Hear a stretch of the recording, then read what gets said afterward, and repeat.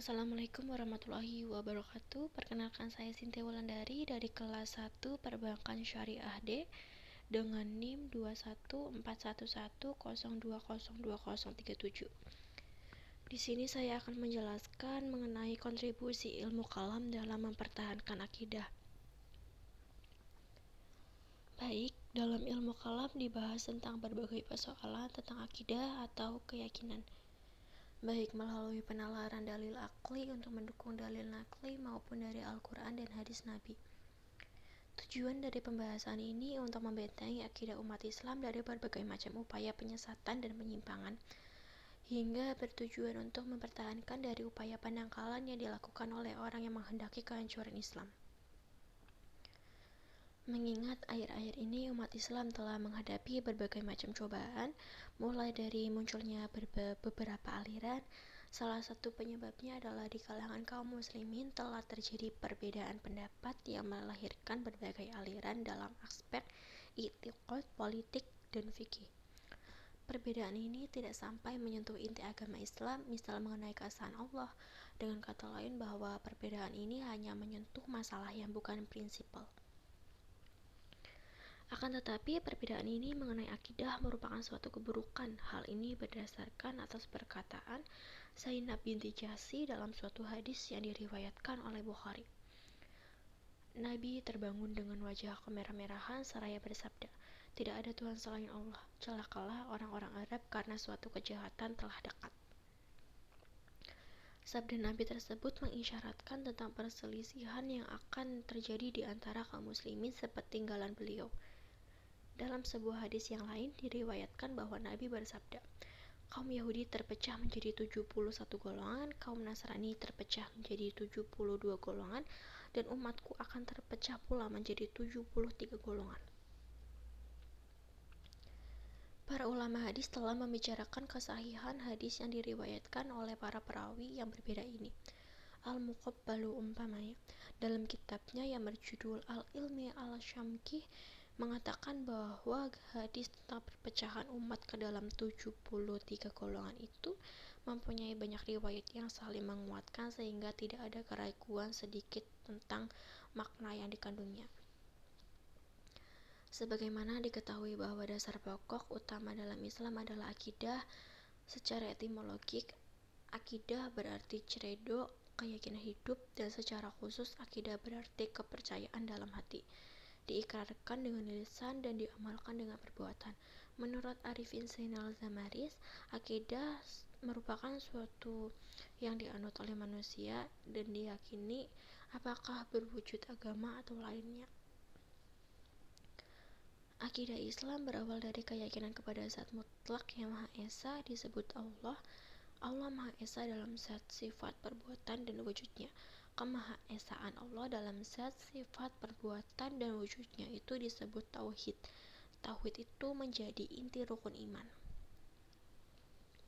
Penerapan ilmu kalam dalam mempertahankan dan membina akidah Islam dapat dilakukan melalui 3 model pembelajaran. Yang pertama ada formal pendidikan melalui sekolah.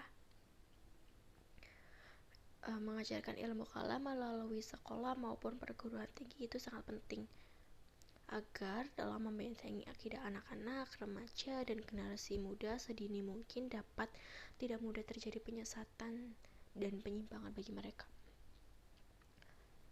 Mempertahankan akidah sebagai bagian integral di dalam sistem ajaran Islam. Logika berpikir dalam ilmu kalam sudah semestinya dikenal dan dibangun dengan tujuan menumbuhkan kesadaran tentang wujud Allah sebagai zat yang wajib disembah dan dipatuhi segala perintahnya. Kesadaran tentang penciptaan alam dan manusia yang sangat kreatif, unik, dan canggih sehingga merangsang proses internalisasi nilai keimanan dalam praktik ibadah dan perilaku sehari-hari.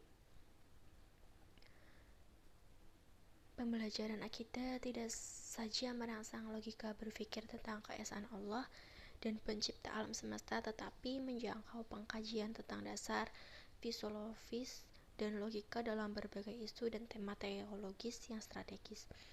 Hal ini akan membentuk wacana dialog yang terbuka dan kondusif sehingga mampu membentengi dirinya dari kesesatan dan kemuslihatan akidah agama lain.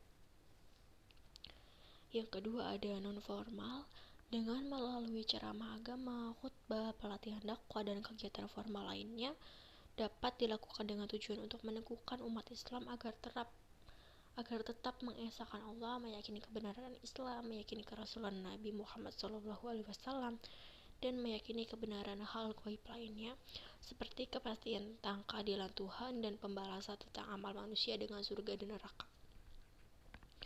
Lalu yang terakhir ada pembelajaran khusus tentang perbandingan agama. Pembelajaran khusus tentang perbandingan agama dalam masyarakat itu tidak semua memiliki kemampuan metodologis dalam membandingkan berbagai ajaran agama.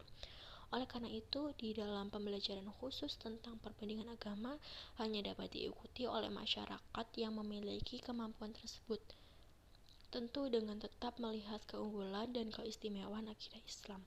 Tujuan dari pembelajaran khusus ini adalah untuk bagaimana agar masyarakat yang mengikuti pembelajaran ini didorong untuk bisa menemukan pijakan teologis dalam mengemukakan berbagai kelemahan agama lain atau keyakinan umat lain, serta bisa bersentuhan dengan keyakinan agama lain yang pijakan teologisnya sangat kuat sehingga sulit untuk dipatahkan.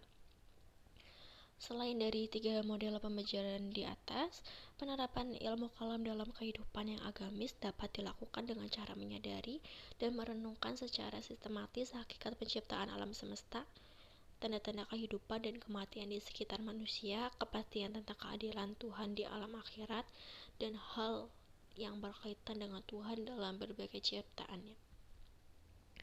Sekiranya itu yang dapat saya paparkan, semoga dapat bermanfaat. Kurang lebihnya mohon maaf. Wassalamualaikum warahmatullahi wabarakatuh.